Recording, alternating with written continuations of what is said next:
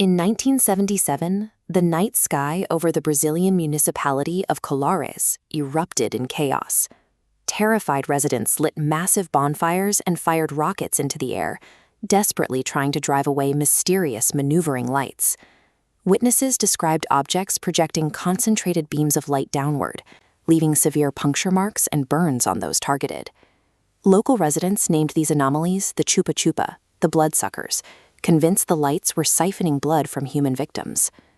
The situation deteriorated quickly. Nighttime vigils failed to stop the attacks, and the resulting panic threatened to collapse the local civil order. Realizing his remote village was entirely outmatched, the mayor of Colares formally pleaded with the federal government for military assistance. If you look at the official historical record, the Brazilian military responded, investigated, and concluded that the entire episode was the result of collective psychosocial panic. A textbook case of mass hysteria, but this document from the Mutual UFO Network tells a very different story.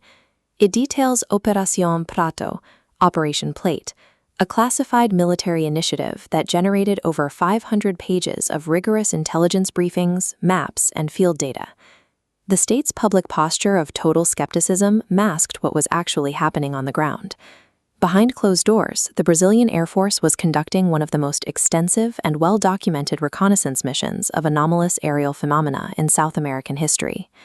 The civilian panic was rooted in physical trauma. Dr. Waleide Carvalho, the local physician in Colares, treated dozens of patients arriving with nearly identical physical injuries, localized dermal scarring, and distinct puncture wounds.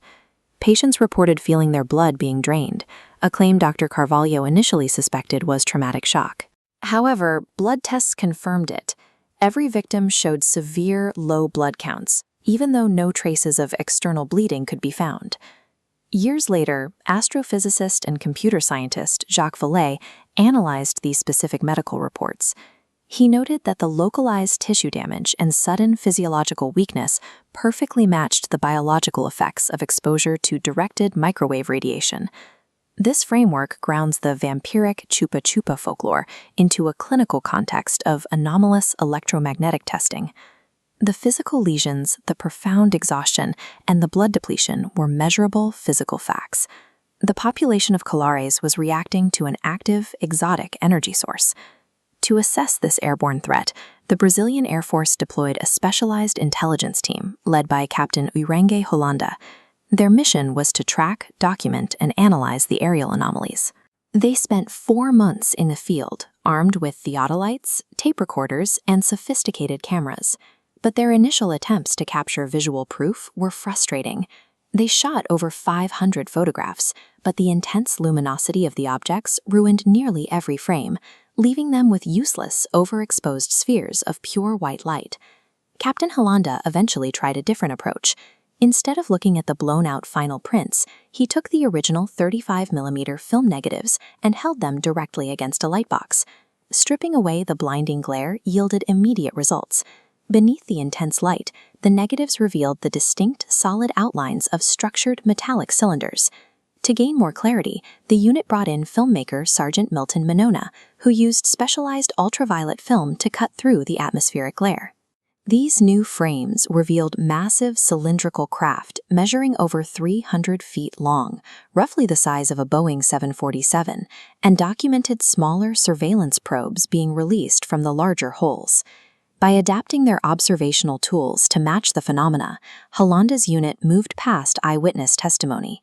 They had secured hard visual data of structured non-human craft operating in Brazilian airspace.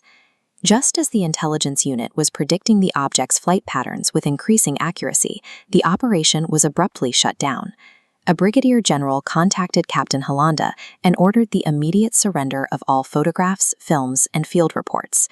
To understand this sudden suppression, you have to look at the geopolitical reality of 1977. Brazil was operating under a strict military dictatorship, deeply embedded in the covert surveillance networks of the Cold War. The National Information Service, the country's primary domestic intelligence agency, evaluated every piece of data strictly through the lens of national security. They were hunting for clandestine Soviet espionage, foreign border incursions, or conventional military threats. Take a look at this declassified operations log. It lists highly unusual aerial movements and rapid directional changes that completely defied the aerodynamic capabilities of any known 1970s aircraft. Because the data did not point to a terrestrial adversary, the military apparatus simply had no protocol for addressing it. There was a massive disconnect between the hundreds of pages of precise medical and visual data gathered in Colares and the sanitized briefings accepted by the High Command. The decision to classify Operation Plate reflects the natural reflex of a rigid, paranoid bureaucracy. Faced with phenomena that fit no established security protocol, the state chose to bury a reality it lacked the institutional framework to comprehend.